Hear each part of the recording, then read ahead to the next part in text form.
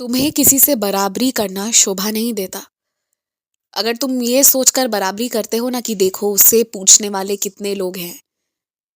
कई सारी बेटियां सोचती हैं कि देखो उसके उसे पूछने वाले कितने सारे लोग हैं। अपनी सखी से भी कई बार ईर्ष्या हो जाती है कि उसकी हालचाल के लिए उसके लिए कितने लोग खड़े हैं, उसके पति, माता पिता, सास ससुर वगैरह। और इस तरह से मेरे कई बच्चों को कई बार ऐसा महसूस होता है कि सामने वाले के साथ तो कितने लोग हैं, मेरे साथ क्यों नहीं है। हालांकि ये सच तुम्हें पता भी है कि सामने वाले के 100 लोग भी ना तुम्हारे साथ जो मैं हूं उसकी बराबरी नहीं कर पाएंगे। फिर भी ये विचार तुम्हारे मन में आता है। कभी कभी थोड़ी देर के लिए आना, क्षणिक, ये मैं मान सकता हूँ, ये स्वाभाविक है, ये किसी भी इंसान को आ सकता है। पर तुम्हें जो ये विचार आते हैं और ये कई देर तक तुम्हारे साथ रहते हैं और तुम इसके बारे में और सोचते हो, तो ये तुम्हारी ओर से गलती है। ये तुम तुलना करना बंद करो। अगर तुम तुलना करने पर आओगे ना, तो तुम उस सांसारिक माया से निकल नहीं पाओगे, जिसमें बहुत खराब से फंस जाओगे। अगर पूरी तरह से सांसारिक मोह माया हटा दिया जाए तो भी तुम नहीं टिक पाओगे जहां हो तुम। तो मैं पूरी तरह नहीं हटा सकता, लेकिन जो चीजें अनावश्यक है ना, उसके लिए मोह माया रखना ही नहीं है तुमने। साफ है ये बात। तुम्हें जिस खबर का इंतजार है ना, वो खबर आज सुनने को आ जाएगा, सुन लोगे। अंत में सब कुछ अच्छा होगा।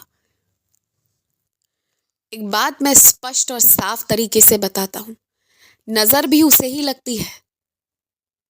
किसी का टोना टोटका, जादू भी उसी पर काम आता है जो व्यक्ति मन से मजबूत नहीं होता है, जो अपने आराध्य पर, अपने इष्ट देव पर भरोसा नहीं रखता है। तकलीफ उसी को होती है। जो भरोसा रखता है ना, विश्वास रखता है, उसे तकलीफ नहीं हो सकती। उस पर ये चीजें कभी हावी नहीं हो सकती। और हाँ, जो कि तुम बात कर रहे थे, इसलिए मैं तुम्हें बता दूं, निश्चित ही कुछ लोग कुछ ऐसी चीजें करते हैं जो तुम्हें पसंद नहीं आएंगी या तुम्हें पसंद नहीं है।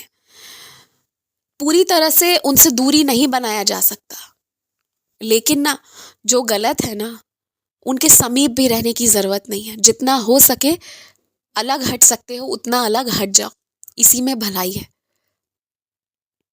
और एक बात कहूं, जिस लड़की से, खासकर एक विशेष कन्या से, जिससे तुम्हारे मन को ना, जिसके प्रति प्रेम भी है पर साथ ही साथ जिसके प्रति क्रोध भी है, मैं ये कहना चाहूंगा तुमसे कि तुम ना क्रोध को परे रखो। कुछ बातें, कुछ उस कन्या की आदतें बुरी हैं, मैं मानता हूं, मगर वो अपनी बुद्धि से नहीं चलती है, वो अपने मतलबों के हिसाब से जीती है। वो मतलब के लिए किसी के श्री चरणों को स्पर्श भी कर सकती है, और मतलब ना हो ना, तो वो उस व्यक्ति को जीवन से बेदखल भी कर सकती है। लेकिन अगर तुम ध्यान से जानने की कोशिश करोगे ना, तो उस कन्या का मतलब केवल और केवल उसका जीवन है, उसकी जीवन की जरूरतें हैं जो पूरी नहीं हो पाती, और इसलिए उसका स्वभाव ऐसा है जो ठीक हो जाएगा समय के साथ।